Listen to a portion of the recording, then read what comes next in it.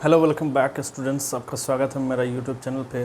बच्चों, आज मैं आपको बताने जा रहा हूँ हाउ टू का प्रयोग और बिफोर का प्रयोग हम लोग किस तरह के हिंदी सेंटेंस में करेंगे, उसका इंग्लिश में रूपांतरण करने के लिए।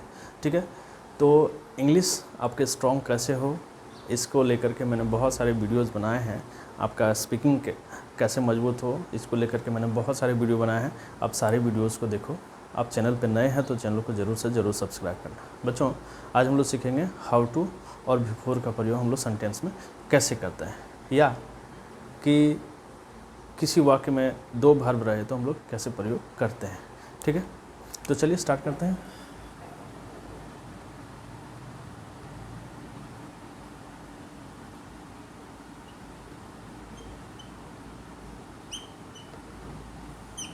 हाउ टू प्लस V1 और बिफोर ऑब्लिक बिफोर, यानी हाउ टू प्लस V1 का प्रयोग कहाँ करते हैं और बिफोर का प्रयोग हम लोग सेंटेंस में किस तरह से करते हैं, किस तरह के सेंटेंस में हम लोग करते हैं इन दोनों का प्रयोग। तो सेंटेंस को हम लोग समझेंगे, सीखेंगे, उसके स्ट्रक्चर को जानेंगे और फिर बहुत सारे सेंटेंसेस को हम लोग इंग्लिश में ट्रांसलेट करेंगे। सबसे पहले तो जान लें कि कैसे सेंटेंसेस में हम लोग हाउ टू प्लस V1 और बिफोर का प्रयोग करते हैं। ठीक है, तो सबसे पहले उसको समझ लेते हैं।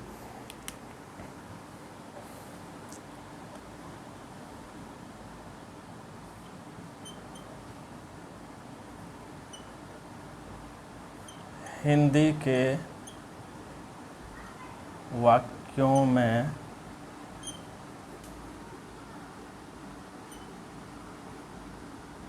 जानना या सीखना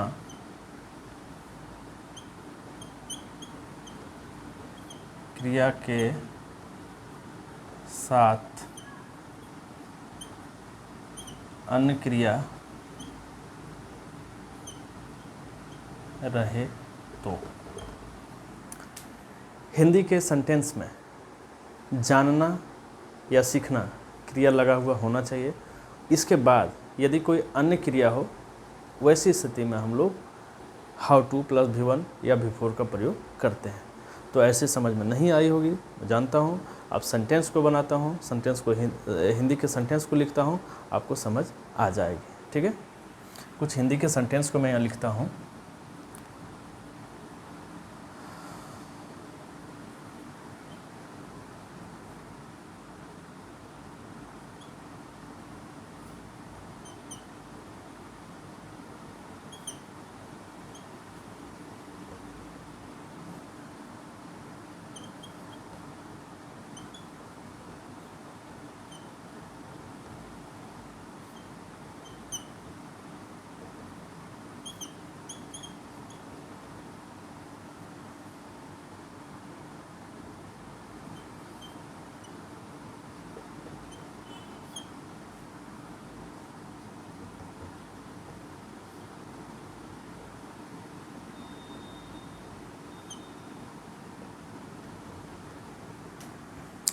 सेंटेंस अब लिखा मैंने बोर्ड पे।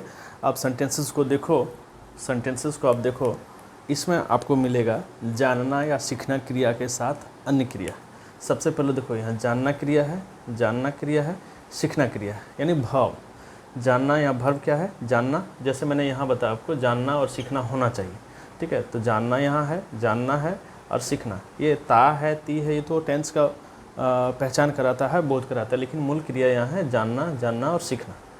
इन क्रिया के साथ वाक्य में कोई अन्य क्रिया रहे तब हम लोग हाउ टू प्लस V1 और बिफोर का प्रयोग करते हैं।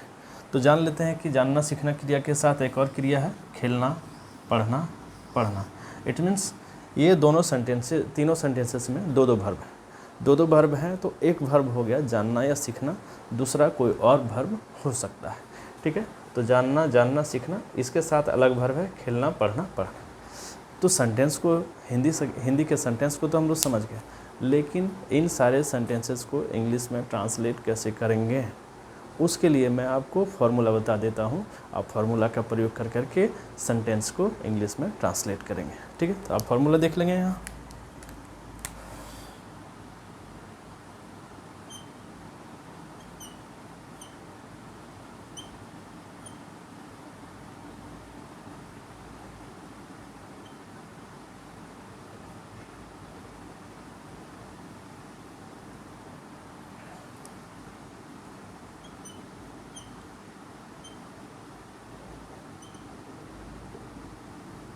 Yes, you have two formulas here. You can make sentences using these two formulas. दो फार्मूला मैंने आपको बताया, इन दोनों फार्मूला से आप सेंटेंस को बना सकते हैं। मैं यहाँ ऑब्लिक दिया, यानी ये 2 नंबर, ये 1 नंबर, दोनों फार्मूला से आप सेंटेंस को बना सकते हैं। तो कैसे बनाएंगे सेंटेंस को आपको देखना होगा, समझना होगा, ठीक है।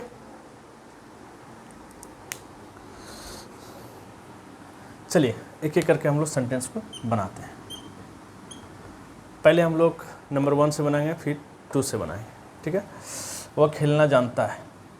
सबसे पहले सब्जेक्ट दीजिए, सब्जेक्ट हो गया ही, ठीक है। अब उसके बाद भाव देना, लेकिन कौन सा भाव देना, यहाँ भाव देना है जिससे टेंस की पहचान होती है वो भाव, ठीक है। यहाँ ये जो भाव है इसमें भाव देना है जिससे टेंस की पहचान होती है वो भाव। तो टेंस की पहचान होती है जानना से, तो यहाँ क्या हो जाएगा, ही नोज। चूँकि सब्जेक्ट जो है वह सिंगुलर है, इसके साथ एस लगेगा वर्ब में, ये प्रेजेंट इंडेफिनिट टेंस का बोध कराता है, ठीक है। ही नोज, उसके बाद हाउ टू लगाइए, हाउ टू। अब देखना वर्ब 1, अब जो वर्ब बच गया उस वर्ब को वहाँ देना है, यानी वर्ब का पहला रूप खेलना का प्ले, ठीक है। दूसरा से बनाते हैं, सब्जेक्ट वही देना है, वर्ब भी वही देना है जिससे टेंस की पहचान होती है। अब बिफोर, यानी जो वर्ब बाकी रह गया उसका बिफोर, खेलना का बिफोर, बिफोर जो होता है वो ING फॉर्म होता है, तो खेलना का हो जाएगा प्लेइंग। ही नोज प्लेइंग, यानी तो he knows how to play. बहुत सारे सेंटेंस आपको बोलने को मिलेगा, सीखने किसी दूसरे को बोलने को मिलेगा, यानी वार्तालाप में बहुत सारे सेंटेंसेस को ऐसे यूज करते हैं। लेकिन बच्चों अब इंग्लिश में बोलना, हिंदी के साथ साथ अब इंग्लिश में बोलना। इस वीडियो को देख लेने के बाद मैं उम्मीद करता हूँ कि इस तरह के सेंटेंसेस को आप इंग्लिश में बोलेंगे। नंबर टू को बनाएंगे। सबसे पहले रूल 1 से बनाएंगे, सब्जेक्ट दीजिए, सब्जेक्ट हो गया आई, मैं सब्जेक्ट है। अब दीजिए वर्ब देना है जिससे टेंस की पहचान होती है। जानना का यहाँ हो जाएगा नो। उसके बाद देना हाउ टू का प्रयोग करो, हाउ टू। उसके बाद देना वर्ब का पहला रूप, तो वर्ब का पहला रूप यानी जो वर्ब बच गया उसका पहला रूप। पढ़ना का read, I know how to read, मैं पढ़ना जानता हूँ। I know how to read, मैं पढ़ना जानता हूँ। I know how to read, okay.